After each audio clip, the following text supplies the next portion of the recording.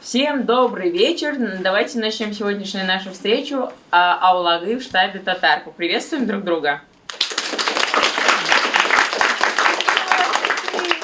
Так, можно чай тоже брать, да, вот Лилия правильно сделала. Чай üsteli bizning анда бар, чай алабыз да, можем также садиться. Аулагы знаете, наверное, да? У нас есть люди, кто сегодня первый раз? Бірінші тапқыр болған кішілер бар ма? Ой, бик. Вот и познакомимся, танышырбыз как раз. Мы как раз эти встречи проводим для того, чтобы люди новенькие с нами познакомились. Біздің білен танышыңыз үшін деп ясыйбыз бұл кешелерімізді. Шулай ук инде әлбәттә бұл кешеләрдә иң мөһиме ул танышу, аралашу һәм парлар куштыру. Шулай, Марат? Именно шулай. Вот как раз у нас сегодня наш спикер, психолог, наш Марат Абдуллин. Давайте поприветствуем тоже. Вот, пару бір сөз тағын штаб турында сөйлеймін. Штаб инде біздің 27 ел Мәскәүдә. Шулай ук инде һәм біз яңа очрашулар, танышулар өчен җыябыз бу штабта кешеләрне. Сезне безнең инде әлбәттә якшәмбе яшьләр кичәсе бар, ул студентлар өчен гомумән. Шулай ук безнең бизнес клуб масштаб, безнең медицинский клуб бар. Шулай ук безнең бик күп төрле кичәләр уздырабыз. Бергәләп хоккей карарга барабыз, театрларга, безнең бик күп татар театрлары Мәскәүгә килә. Концертларга йөрибез. Киләчәк концертыбыз инде безнең Марат Яруллин. Тогда вот на следующей неделе все вместе идем на концерт Марата Яруллина. 24. Моего 24, ну, почти 24 апреля. Через неделю. Вот, сегодня здорово, то, что мы сегодня все вместе собрались. Маратом мы уже давно, вот как раз разговаривали, так давно знакомы, столько много мероприятий проводим в штабе. Марат непосредственно проводит не только в штабе, он проводит сессии и у себя, профессиональный психолог, соединяет сердца, какие-то вопросы. Вообще, последняя встреча прошла очень интересно. Мы закрылись в той комнате и задавали Марату очень много интересных каверзных вопросов. Сегодня по вашим многочисленным просьбам мы также пригласили Марата, потому что интересные темы как обсуждаем, да. И, конечно же, как Марат говорит, что эти встречи должны быть не просто так. На этих встречах главная цель это познакомиться, пообщаться, создать пару, семью, никаху катарга и, конечно же, и дальше. Вот, и шуа курямне. Марат сегодня был на съемках. Расскажи тоже пару. Да, добрый вечер, уважаемые друзья. И правда, я еду сейчас со съемок. Мы снимали передачу, был Хазрат, я ведущий, и мы снимали передачу на тему отношений. С разных сторон посмотрели, с религиозной стороны, с психологической стороны. И даже мы делали целую серию передач на Хузур ТВ. Они сейчас крутятся на кабельном телевидении по Татарстану. И тоже там разные темы. Эта тема такая вечно зеленая тема, есть такое понятие в маркетинге, да, вот это как раз вечно зеленая тема. Сколько будет людей, сколько будет человечество жить, столько будет тема отношений присутствовать, да. Мы будем вас испытывать друг другом, я помню, где-то в Коране, да, было написано, вот, в общем, все туда. Я призываю вас к такой к активной позиции, если вы так хотите, как-то в своей жизни на что-то влиять, то, в общем, здесь можно про это тренироваться. Если хочешь услышать ответ, задай вопрос. Вот как-то все просто, да, в этой жизни. Вроде как, да. Или ждешь, или ты ждун, чтобы тебе как-то так, про тебя что-то рассказали. Жди, сочувствую, как говорится, да, может быть. Вот. И знаете, есть такой парадокс. Парадокс нашего татарского комьюнити. Дело в том, что я давно уже веду на тему на встрече сердец с Дарьей, мы проводили много так интересных встреч, потом терапевтическая группа была, мы как-то про это исследовали. И здесь какой парадокс я заметил. У нас есть комьюнити, в котором куча холостых мужчин и женщин, парней и девушек. И вот они ходят в то самое место, где, собственно, надо как будто бы знакомиться, они едят. В смысле, не жалуются, едят. В общем, не поесть же главное, в общем-то, да, как будто намекаю я вам. А вот как будто главное это и не срабатывает. И это вот парадокс. Не то времени, не то наш национальный какой-то это парадокс. В чем сбой системы? Сколько же можно в это вкладываться, да? Или знаете, как про английский язык. Можно же 10 лет его учить, да? Но учил ли ты его 10 лет? Ну вот ты мучился 10 лет, зачем? Либо ты учи, либо не учи уж в конце концов, да? Действие равно результат. Вот давайте так, по-простому я немножко наведу порядок в голове, да? Вот если есть действие, то есть результат. Разумно же, да? Вот попробуйте встать. Вот попробовать встать невозможно. Ты либо сидишь, либо стоишь. Правильно же, да? Вот еще раз, попробуйте встать. Вот только вот попробуйте встать, каждый из вас. Вот это как? Это не действие. Это Ну, можно кому-нибудь на ногу наступить. Есть действие. Глагол есть попробовать. Если ты берешь маленький кусочек еды и пробуешь его, да? Это другой контекст. А я вот говорю вам, попробуйте встать. И вы такие, а непонятно как это, да? Либо ты сидишь, либо ты встал. То есть ты совершаешь какое-то действие. То есть, если есть действие, то есть результат. У кого какое мышление, да? Да, считывайте, друзья мои, кто как мыслит. Если, соответственно, ты сделаешь какое-то действие, ты получаешь какой-то результат. Правда, да? Ну, разумно, все просто же, да? А если нет действия, то получается что? Нет результата. Нет результата, но всегда есть хорошая история об этом. Всегда есть отмазка и причина, почему вы не выучили английский язык, хотя учите его 10 лет. Это же надо еще умудриться, учить английский язык 10 лет. Ну, правда, это... Или тебе нравится сам процесс изучения английского языка, тогда все окей, ты счастлив. Но, как правило, люди говорят, слушай, я учу, никак не могу учить. Понимаете, да? Важно, не важно, а кто говорит на английском языке свободно? Поднимите руку. А кто хотел бы говорить на английском языке свободно? А кто говорит, поднимите руку. Большая разница, правда, да? Да. Ответ очень простой. Вот есть слово такое, «хочу» называется. Слышали про такое, да? Если ты не говоришь на иностранном языке, если ты что-то там не делаешь, значит ты недостаточно этого хочешь, правда? Представьте себе, что здесь есть флипчарт, я рисую такую декартовую систему и внизу пишу «хочу». Парадокс же получается. Вроде бы достаточно сильно захотеть, и тогда ты будешь это иметь, правда, да? Но кто поднял руку, что он хочет говорить на иностранном языке? Поднимите еще раз, давайте эксперимент. А кто говорит? А в чем парадокс-то? Вроде хотите же, а не говорите. Значит, что-то здесь не так. Значит, хочу недостаточно. Есть что-то еще другое, которое является движущей силой. Как вы думаете? Те, кто говорят на иностранном языке, почему они говорят на этом языке? Потому что его учили действия. А почему они совершали это действие? Что мама заставляла. А? Дисциплина. Дисциплина. Мотивация была. Еще что? Им нравится А? это. Цель была. Как интересно. Не знаю. А представляете себе, давайте такой пример приведу.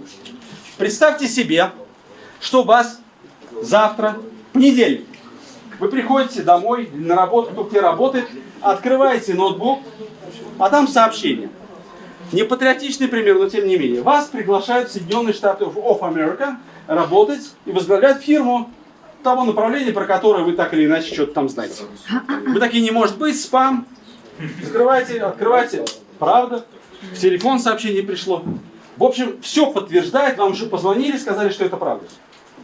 Вы такие понимаете, что вы не учили английский язык, а делали вид, что его учили 10 лет. И у вас старенький телефон, iPhone 6. И памяти там всего лишь там условно, сколько там, 16 гигабайт. Как вы думаете, во вторник в этом телефоне что будет? Переводчик. Переводчик. Вы узнаете, что на Ютубе куча курсов английского языка. Правда? Английский язык через год вы на разговорном уровне Будете говорить? будете говорить. Потому что возглавлять фирму не обязательно говорить на юридическом языке, там будут юристы и прочее. Вы английский язык выучите до достаточного уровня за этот год. Правда? Потому что английский язык для вас стал чем? Средством существования. Важным чем-то, понимаете? Вот смотрите, если нарисовать декартовую систему, внизу хочу, а наверху важно.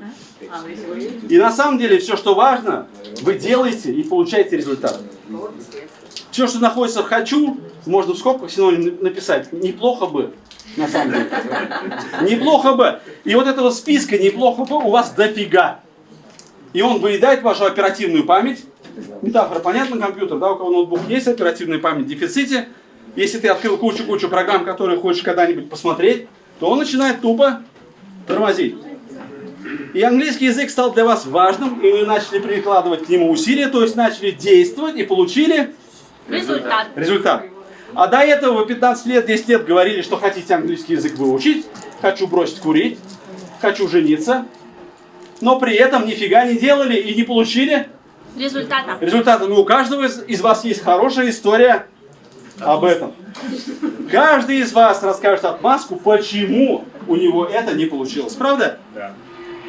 Я предлагаю перестать врать себе. И слово «хочу» оно прекрасно, лингвистически правда. Но давайте сегодня будем использовать хотя бы в голове у себя слово «важно». И тогда вы приложите действие и получите результат. Если это вам не важно, хватит морочить себе голову. И всем остальным. И всем остальным. Нет, пусть они сюда приходят. Ты имеешь в виду, зря приходят? Зря едят хлеб? Смотрите, займитесь, будьте счастливы, займитесь путешествием. Найдите то, что для вас действительно в этот момент в жизни важно. И перестаньте друг другу себе делать мозг. Мозги. А? Мозги. Мозги. Хорошо, если есть. А если мозг? Тоже неплохо. И вот сегодняшняя встреча, она вот про это важна.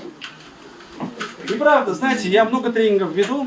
И вот, когда я веду тренинги по продажам, я прихожу в корпорацию, и я предлагаю начать программу с мотивационного тренинга, который про мышление. Потому что отдел продаж будет продавать только в том случае, когда он ответит себе вопрос, зачем это ему нужно. Вот когда у него есть собственный мотив, который удовлетворяет собственные потребности, тогда человек будет продавать. Будет продавать хорошо, плохо, но он будет это делать. А если я его буду без мотивации, без этого первого учить тому, как продавать, любые джедайские техники не помогут ему. Поверьте мне. И руководитель будет пинать его, пинать его, пинать его, и он только на пинках будет продавать. Понимаете? Потому что у него появляется внешний стимул в виде этого руководителя отдела продаж. И это не работа, а мучение.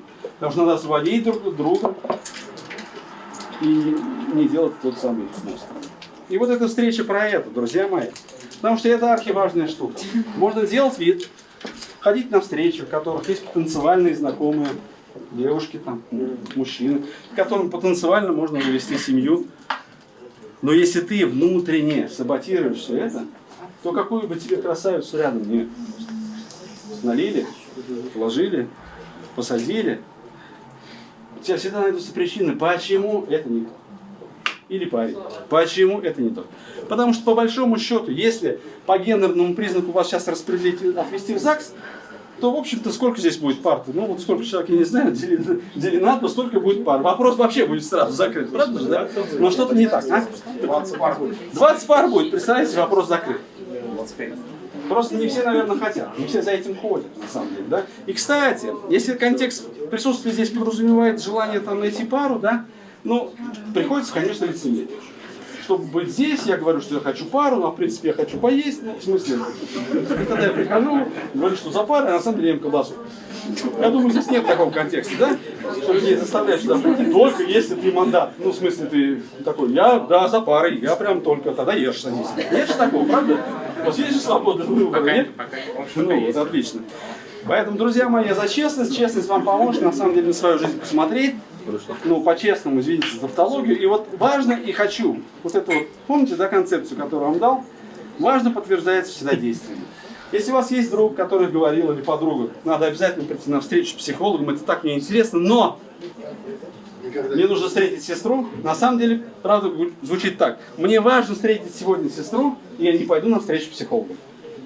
И не надо вот этой вот смазки, ну, речевой. Понятно, да? Ну зачем, мол, голову морочить? Она говорит, мне важно на самом деле поехать встретить сестру, жалко, что я не могу пойти на встречу с психологом. Правда, это будет честнее. Да, я хожу по кругу и не могу найти пару, но может быть что-то во мне не так, может надо с этим разобраться. И тут начинается точка изменений. Точка изменений возможна тогда, когда мы себе признаемся, вот как навигатор. Навигатор может построить маршрут только в том случае, когда он определяет точку А. Если вот навигатор не строит, точку А не определяет, да, вот как сейчас ситуация, и ты ставишь точку Б, то он, ну, как-то идти маршрут не построит, понимаешь? И многие вот про отношения похожи на то, что они все видят точку Б, но многие из них не признаются в точке А. И отсюда вот получается, что много суеты, много нервов, много каких-то разговоров с родственниками, когда там бабушка ждет внуков, там, например, да? Но для бабушки надо успеть. Бабушка ведь не вечна. И давай мы делать внуков, как будто бы хотим, да? А на самом деле хотим завести собаку. Ну правда, но почему хотите завести собаку, а не детей, это тоже вопрос, наверное, в кабинете психолога надо обсуждать, если действительно он как-то у вас стоит. Этот вопрос. Если не стоит, и не надо его обсуждать, на самом деле. Не мучайте себя, тем более психолог штука дорогая вообще-то. Ну так, по-честному, да? Я вообще, ну так бесплатно не работаю.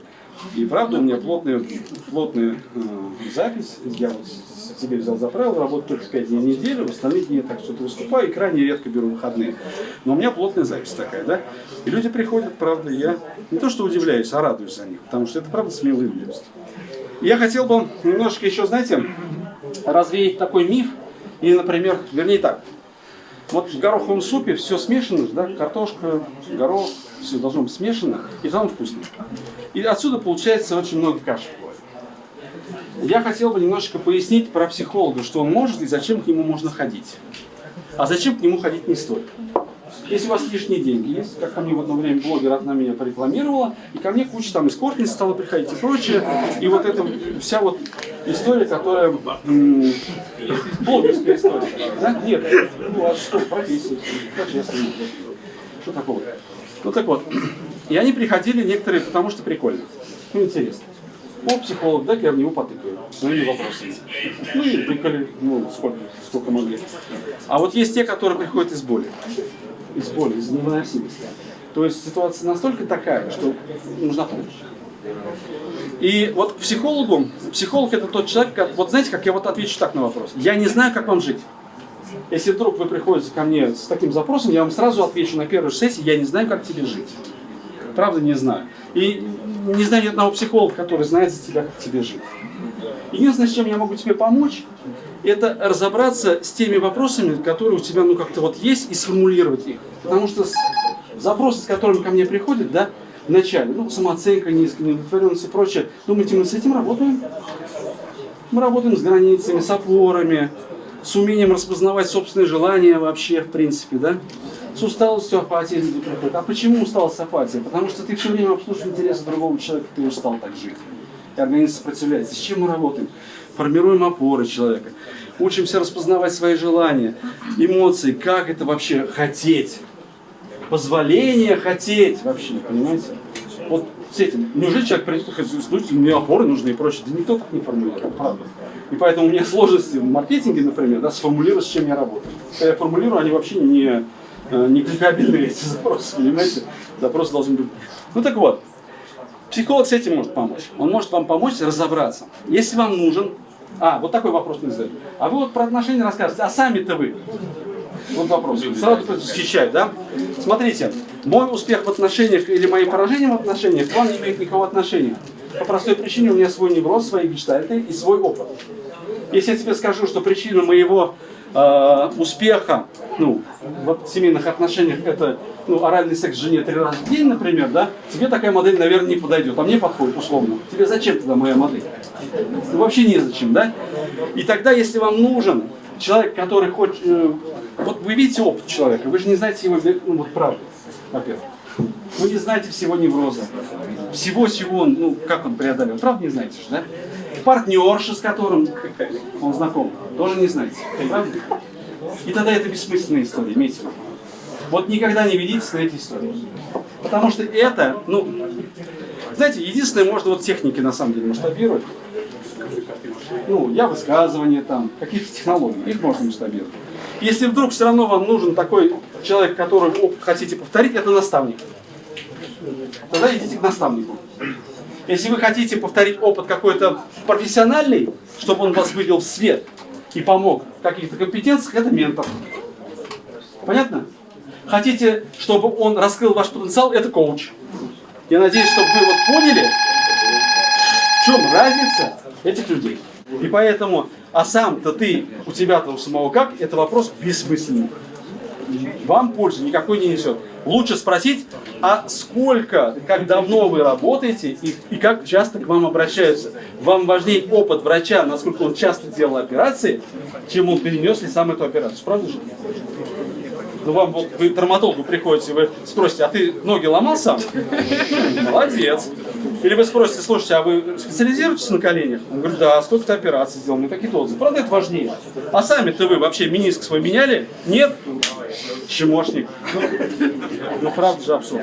Поэтому, друзья мои, предвосхищаю просто этот барьер, который обычно бывает. туда даже не фокусируйтесь, правда. Это вам не нужно. Лучше разбирайтесь со своими неврозами, своими способами защиты, не быть счастливыми, с вопросами, которые у вас возникают. Вот с этими вопросами можно ко мне обратиться, и мы сегодня эти вопросы можем с вами в дискуссионном формате обсудить. Вот такая вот у нас сегодня встреча. Я в штабе уже несколько лет. Меня зовут Марат, кто не услышал. Родом я из Нижегородской области, работаю в сфере продаж. Продаю я заправочные станции электрические. Вот. Буквально вчера продал Рольфу. Вот. Что еще могу добавить? Я открыт для новых знакомств. Вот. Это, то есть я могу найти партнера какого-либо в плане бизнес-партнера. Вот. А так у меня вот здесь есть девчонка. Да. Рустам, 29 лет, родом из Башкортостана. Кто из Башкортостана? Руки вверх. Да? Гордо познакомились. Лисян рядом. Город Октябрьский. Отучился в Москве, в Бауманке, работаю в IT, аналитиком. Вот. Есть интерес найти девушку для создания, для серьезных отношений, для создания семьи. Вот. Меня зовут Лейсан, родом из Башкортостана. В принципе, здесь, наверное, около года. В штабе не так часто, но многих людей знаю. Я врач-рефлексотерапевт, реабилитолог. Кому интересно, можете узнать, уточнить по этому поводу. Реабилитация актуальна всем. На данный момент мне очень нравится психология, давно ее изучаю, давно в нее погружена. Касательно изучения себя, вот, и, можно сказать, пока разбираюсь, да, со своими потребностями, опорами, это мне все очень близко, интересно, вот, в отношении пока не планирую. Айдар, Ульяновская область, 26 лет, инженер-программист, работаю в сфере IT, интересуюсь техникой, разными активностями. В принципе, против только голодовки, открыт новым знакомствам. Спасибо. Всем добрый вечер, меня зовут Марсель, я из города Уфа. В штабе уже с 2020 года. По профессии инженер, главный специалист по нефтегазовой отрасли. В компании строительной, газопроводами занимаемся. Также юрист по образованию, музыкант, артист, певец, автор песен и баянист штаба татар. Про отношения всегда открыт к знакомствам, умею, практикую. Я Дамир, инженер, родом из Нижегородской области. В штаб я, наверное, лет 5 уже посещаю. Вот, увлекаюсь мафией, увлекаюсь вокалом, музыкой. Вот. Кто меня не знает, буду рад познакомиться. Всем здравствуйте, меня зовут Ренат, родился я в Москве, корни у меня Нижегородская область. Нижегородские руки поднимите, пожалуйста, если можно. Так, нас много, спасибо. Работаю я в сфере туризма. Вот. Если у кого-то есть вопросы по отдыху за границей, да, Турция, Таиланд, можете ко мне обращаться. Проконсультирую и помогу. Вот. Что касается отношений, пока ищу своего человека, пока не нашел. Ну, иншаллах, все будет нормально. Меня зовут Надир, мне 26 лет, работаю в сфере логистики, вот. Не женат, прихожу не поесть, а познакомиться. Меня зовут Марамиль, свободен, готов к отношениям. Работаю в сфере информационных технологий и телекома. Исам Септашлер, меня зовут Артем. Я переехал из Казани 2 года назад по работе. Работал в строительной компании, HR-специалистом. Если вам нужна работа, обращайтесь, помогу. Вот. Все запомнили, HR тут есть, если что, в строительную компанию строит, говорит Артем. Возьмет к себе, обязательно, да? Обязательно. Татары у нас только так по блату устраивают. Нам татарам лишь бы даром, да. Если что. В штабе относительно недавно, мне все очень нравится, очень открытые, общительные люди. Вот. Еще открыт для новых знакомств. Меня зовут Дамир, я предприниматель, у меня несколько направлений в бизнесе. Основная 2 IT-компании. Одна продуктовая, делаем цифровой продукт для сферы логистики. Вторая это IT-консалтинг. У нас много заказчиков, в основном это билетные операторы, сфера туризма. В общем, реализовываем самые сложные инфраструктурные штуки. Вот. Помимо этого, строю дома, есть небольшое производство систем капельного полива, и еще у меня 1 студий балета. Вот. Вторая это вы туда еще не ходили пока с У девочками, нас, да? Надо сходить. пользуясь случаем, Приглашаю в балетную школу, Дамир, я жду это приглашение. да, приглашаю, кто живет в Рязани, в Калуге, пожалуйста, приходите, у меня все школы там, вот, в Рязани 6, в Калуге 5, вот. Я, в общем, могу быть полезен по карьерным вопросам, по продвижению, большой нетворк, в штабе есть уже люди, кому я действительно помог продвинуться по карьере, 2 партнерства как раз таки по балету в том числе они возникли в штабе, вот. И, Да, девочка Алина. да, и производство тоже там, в общем, татарин, наш человек, вот, и татары везде, можете ко мне обращаться за любым советом, какие-то идеи, если у вас есть. Чем смогу, тем помогу именно по продвижению, по карьере. В частности, в организации проектов своих, бизнесов, там, поиск инвестиций, вообще любой круг вопросов. Вот. Помимо этого, пользуясь случаем, у меня есть группа «Татарща Силяши», где мы общаемся только на татарском языке. У нас около 1000 человек на данный момент, и мы устраиваем самые крутые мероприятия, ну, конечно, после штаба. О, да, как бы после... У нас проходили красивые ифтары на высоте птичьего полета в Останкино, Москва-Сити. И те, кто у нас в группе, могут присутствовать через неделю. У нас будут халяльные шашлыки на частном участке 5 минут пешком от метро. А те, кто не в группе, у вас отличная возможность вступить туда сегодня и за неделю потянуть свой татарский, чтобы свободно общаться с теми, кто туда придет. Вот. Буду рад всем. Всем хорошего вечера. Спасибо. Меня зовут Сабир, мне 28 лет, не женат. Всем спасибо. Добрый вечер, меня зовут Алия, мне 26 лет, я из Москвы, в активном поиске. Всем привет, меня зовут Исан, я из Башкортостана, работаю в госзакупках в сфере медицины, свободно. Первый раз в штабе, да, так-то наслышана очень давно. Меня зовут Диана, я сейчас работаю в маркетинге, учусь в ранхикс в магистратуре, в Москве уже 6 лет, в штаб также примерно хожу. Родом я из Ульяновской области, я не замужем и открыта к новым знакомствам. Всем привет, меня зовут Асыл, в штабе я уже лет 5, наверное, я работаю бизнес-аналитиком, я без отношений. Всем привет, меня зовут Румия, родом я из Москвы, город Нижегородский, работаю менеджером в нефтегазовой компании, не замужем, открыта к новым знакомствам. Спасибо. Хайрли Киш, меня зовут Артур, я родом из Уфы. Занимаюсь в сфере строительства и архитектуры, проектной планировки, проектной межевания территории, фонд реновации. Вот. У кого есть, как сказать, добро пожаловать, познакомиться. Так. Я не женат, что меня привлекает здесь, знаете, с каким запросом пришел? Я хочу понять, почувствовать глубину татарской культуры. Для меня это важно.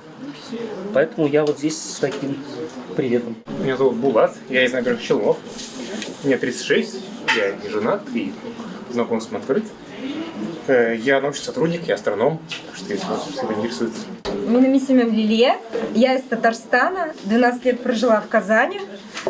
Я психолог, и еще я работаю с голосом. Больше вот с такой спецификой, с какими-то моментами, когда голос тихий или хочется публичности, но не получается, вот с такими вопросами. Здесь я для того, чтобы пообщаться, просто вот очень люблю тоже татарскую культуру. Хотелось бы еще, конечно, на татарском говорить, но это уже опциональные моменты. Так что рада буду новым знакомствам. Менің исім Ильдар. Анарсон, татарчаланова мағанарчен, русча девам етем. Меня зовут Ильдар, мне 34 года, я родился и вырос в Москве. Корни у меня из Нижегородской области, из Татарстана. Работаю я в музее-заповеднике, в Коломенском. Запомнили? Да, многие у меня в гостях были. Завтра тоже приходите. Приходи завтра, послезавтра. Вот. Также я провожу экскурсии по Москве. Так, ну все, Ильдар, пишу когда мы статьи. идем на экскурсию, остальное не Завтра важно. приходите. Дворится речь. Вот. И лекции также провожу. У меня есть свой татарский канал в Телеграме, Татар Бердемляге Дипатала. Татарское единство. Машаллах. Вот в активном поиске, всегда готов к новым знакомствам. Уже 2,5 года в штабе «Татар». И штаб «Татар» — это нереально крутая татарская организация. Всегда приятно приходить в штаб. Спасибо, что организовываете мероприятия. Здесь почти, больше половины мои знакомые. Кто еще меня не знает, Рустам, корень нижегородский, из Москвы. В данный момент работаю в сфере образования. Готовлю к ОГЭ, ЕГЭ, обществознание, история. Кандидат философских наук. Для знакомств открыт.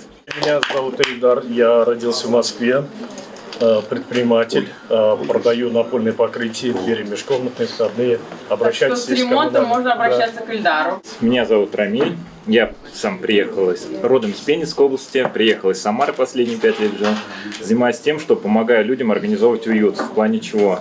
Я занимаюсь мебелью, именно продумываю, как эргономику, как организовать, какие материалы. И также могу помочь, кому продумать будущую стилистику мебели, независимо от того, купите, не купите, всегда готов помочь, поделиться своим мнением. Меня Унтугас Яш. Я из Ульяновской области. Чем я еще занимаюсь? Я будущий экономист, активно веду свой канал. Меня зовут Руслан, мне 42 года, я женат, родом из Башкортостана. Учился в Москве, кандидат технических наук. Работаю в международной IT-компании в сфере искусственного интеллекта. В штабе, в покатушках активно занимаюсь спортом. Воркаут, бег. В этом году у нас новое направление – бокс. Всех приглашаем на тренировки. Какие дни недели? В среду и в субботу. В среду вечером и в субботу. Так что, кому интересно, присоединяйтесь. Я сама ходила, мне очень нравится. Исмя Алия, Минмяскеда Тулдам. Корни у меня наполовину Ульяновской области, а все остальное не важно. Вот. Пришла сюда. Всем привет, меня зовут Эльмира, я врач-пульмонолог и тоже рада знакомству. Меня зовут Зарина, я родом из города Казани. В Москве всего полгода. Я экономист, пишу диссертацию и работаю со странами Юго-Восточной Азии. Всем привет, Баракзада Салям. Меня зовут Мадина, мы сестры-близняшки. Мне 26 лет. Работаю с проектами в странах БРИКС, веду проекты с Индией, который в этом году председатель БРИКС. Я не замужем, люблю проводить время в штабе. Мы вот здесь не так давно, примерно полгода, и всегда нравится, что проводит штаб, поэтому рада знакомиться. Петь здесь. Да, петь с гармошкой, да. Салям Дуслар, меня зовут Камиль, мне 39, я из Ярославля. В штабе уже полгода, но, в принципе, не в отношениях, так что готов к знакомству. Добрый день, меня зовут Ренат, я родом из города Пенза. Так, то, что 42 года я сказал, работаю в крупном опте по России, бытовой химии. Меня очень многие знают как раз именно из крупного опта. Если нужна химия, обращайтесь. Химия нужна. Да. Готов построить крепкие серьезные отношения. Меня зовут Лейсан, мне 28 лет, 29, недавно исполнилось. Работаю я медсестрой в сфере биохакинга, учусь на психолога. Очень интересует тема саморазвития, религии и, в общем, все, что связано с мозгами. Вот. Здесь я ищу новые знакомства, дружбу, не семейные отношения. Вот. Пока, потому что над этим работаю, думаю и не сформулировала запрос в точку Б. Поэтому пока не ищу. Меня Регина зовут. Родом я из Казани. Здесь второй раз. Работаю в банке с юрлицами. Ну, достаточно, наверное. Сегодня я был в штабе «Татар» в очередной раз, очень гостеприимно, очень уютно, очень тепло. И мы обсуждали сегодня тему отношений. Самая злободневная, самая зеленая, вечно зеленая тема и актуальная. Правда, и посыл такой, чтобы пользу получали люди, которые приходят сюда, и чтобы понимали, чем может быть полезен психолог, почему можно обращаться к психологу. Это про смелость, про то, чтобы в нашем сообществе, в нашей культуре как-то формировалась культура, извините за тавтологию, такого взаимодействия друг с другом и открытости. В штабе татар всегда гостеприимно, всегда сыто, уютно и много очень возможностей, правда. Всегда люблю сюда приходить. И очень приятно, когда люди задают вопросы, интересуются, смело шагают в то, чтобы открыться. Это позволяет открыться другим людям и увидеть какие-то темы, которые ты, может быть, не рисковал там сам спросить, кто-то тебе поможет. Ну, то есть, в общем, проактивная позиция всегда приносит очень хорошие плоды. Всегда люблю здесь бывать, всегда рад, когда приглашают, всегда, если есть возможность, стараюсь приехать и как-то переопылиться и получить такую пользу и дать что-то людям.